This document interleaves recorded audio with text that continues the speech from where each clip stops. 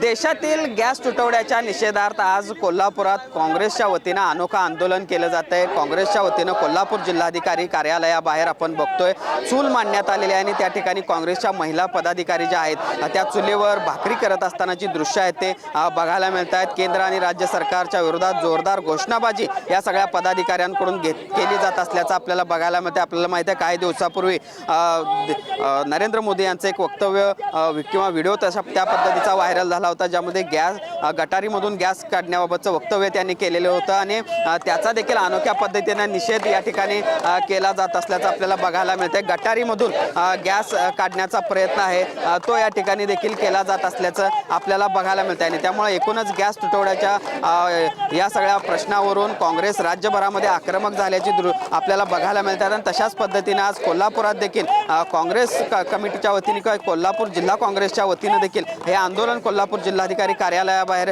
केलं जात असल्याचं आपल्याला बघायला मिळतं आणि त्यामुळे एकूणच आता या आंदोलनाची दखल घेतली जाणार का हे देखील पाहणं महत्त्वाचं असणार आहे। मात्र आपण बघतोय राज्यभरामध्ये ज्या पद्धतीनं काँग्रेस या गॅस तुटवड्याच्या मुद्द्यावरून आक्रमक झाली आहे तशाच पद्धतीनं कोल्हापुरात देखील काँग्रेस या सगळ्या मुद्द्यावरून आक्रमक झाल्याचं बघायला मिळतंय। सुनील काटकरचं, भूषण पाटील, TV9 मराठी, कोल्हापूर।